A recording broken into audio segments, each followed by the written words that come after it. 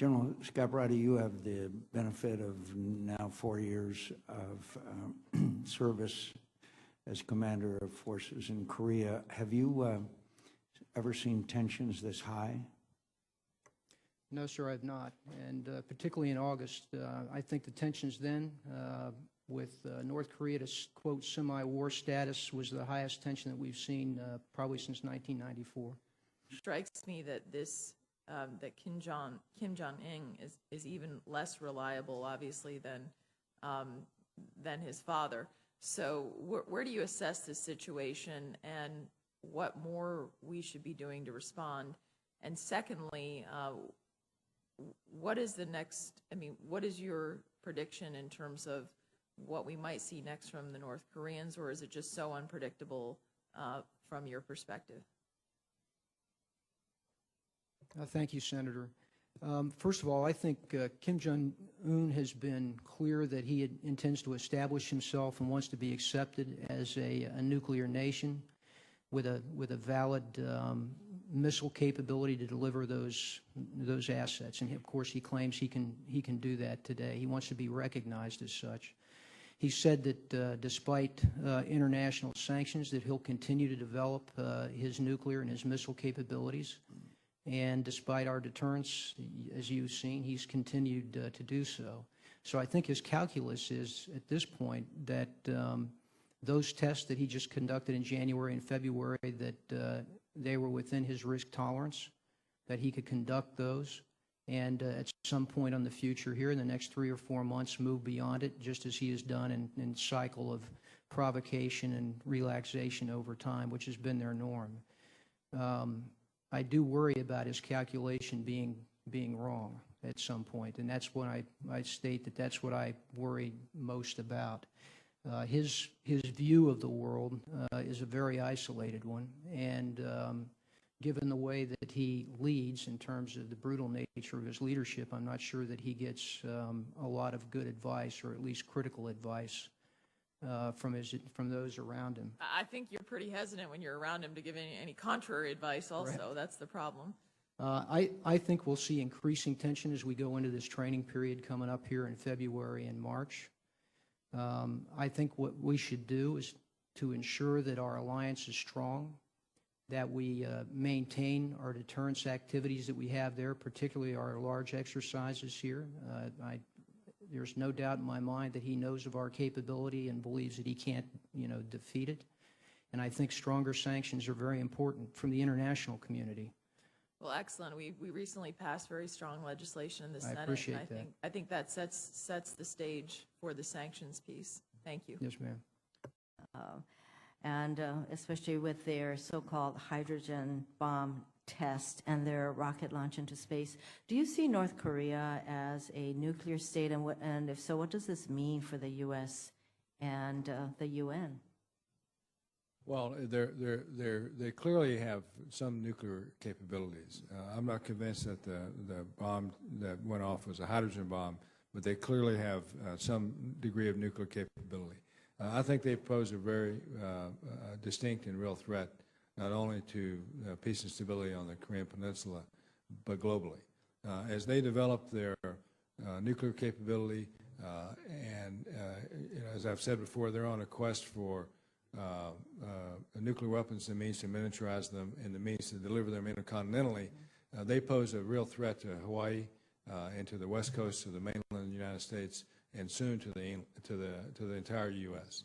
They pose a threat today, where there are hundreds of thousands of rockets within a rocket range of Seoul to the 28,500 Americans that are American troops that are posted there, their families, the hundreds of thousands of Americans who work in Korea and our Korean ally and Japan. And so they are a real threat today. And I encourage China, for example, to be helpful and to try to bring North Korea to the negotiating table and to do the right thing. Well, our best wishes on your continuing efforts on that score, because I know it is quite the challenge to have China step up and deal with North Korea in a way that would be helpful to stabilizing that region. Thank you very much. Relying on China to discipline and regulate North Korea? Every time somebody mentions North Korea, the first thing out of their mouth is, well, we got to have the Chinese help us. Sir, my opinion, I don't know that we're overly reliant, but certainly there's actions, for instance, unilateral actions that this body just took that we could certainly apply as well. Could as you opposed give to me them. a list of things that we could do that we haven't done regarding North Korea? Not right now, but later. Yes, I could. That would, okay. Have you ever found a situation in military history, modern military history, where sanctions stopped a dictator from acquiring weapons? I'm not aware. I'd have to look at that, Senator, to be honest with you. Do you think he cares how his people live? No, he does not.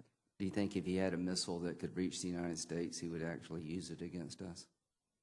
I think that his stated purpose is to protect his regime, and if he thought his regime were challenged, he states that he would use WMD. Is it in our national security interest to allow the North Koreans to develop missile technology that could hit the homeland? No, sir. Would you suggest we use military force if necessary to stop that? If military force was necessary, yes, sir, but I think we That should have be some on other the options. table, but that should be one of the options. Oh, yes, sir. Do you agree with that, Admiral? I do. So I just want the committee to understand that we're about to have to cross a road here eventually. Don't you think that in the coming few years, we're going to have to make a decision about this? Does that make sense to you, Admiral? It does, Senator, in my opinion. So say in the next 5 years, and I'm just picking a date out of thin air here, the United States is going to have to make a tough decision regarding North Korea as whether or not to let them know that if you continue down the missile development road, we will attack that program. At some point, it may come to that. Do you think it would be good for North Korea to understand that's a consequence of what they're doing? I think they do understand it, Senator. Do you think they really believe we would use military force to stop their missile program? I don't know what they believe. Okay. What about you, General?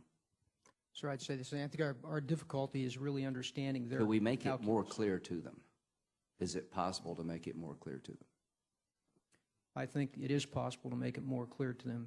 The second thing I would add, Senator, is that, you know, as you look to the future, I'm concerned as well, not only about his nuclear and missile capability, he's developing his cyber capability, he's developing a Absolutely. strategic launch ballistic missile, and he's developing his air defense capabilities. And all of those things in about 5 or 6 years are going to be a more formidable problem. So in light of the threat that could emerge over the next 5 years from North Korea, if sequestration goes back into effect, does that affect the Army's ability to participate in South Korea effectively? Yes, sir, it does. If sequestration goes into full effect, Admiral, what does that do to your ability in your theater? I think it hurts me greatly, not only for forces that are forward deployed, but also follow-on forces. And I worry most about those follow-on. So we've got a 5-year window here of where North Korea is advancing missile technology and cyber capability. They're becoming more of a threat in the next 5 years unless something changes. Is that correct? Is that what you're telling the committee? Right. the next 5 years. Though you said 5 years, I did not. Okay, I'm just picking Right. 5 years. Right. Let's just say in the next 5 years, do you see, if nothing changes, they're going to be a bigger threat to the United States? on Yes, multiple clearly, fronts? clearly. Is that true, you, General? Yes, sir, I agree. So we got that dynamic. And the Congress's response is to reduce your capabilities in the next 5 years. Is that what Congress is doing to you? If sequestration remains the law of the land, as I testified during my confirmation hearing, I think it will hurt us significantly in the 2021-2022 timeframe. So from a policymaker point of view, your military advice to us would be to change that construct? My military request of you, Senator, would be to end sequestration. Yeah, because what we're doing is we're having the enemy increasing capability, and we're decreasing your ability to confront that enemy. That's a bad combination. Is that, Right. will you both say yes? And it's not just In your North theater. Korea. Yeah. In my theater, it's globally. What does North Korea want, General? Just survivability? Sir, he wants to protect his regime, the Kim family regime, and he wants to establish himself as a recognized nuclear state. Okay. Admiral, would the TPP be helpful if passed in your region? It would be helpful to pass in my region. What if we failed to pass it? Would that- then the countries in the region will question the seriousness of our commitment to the rebalance, one, and two, they'll turn somewhere else. Would that likely be China? It will be China.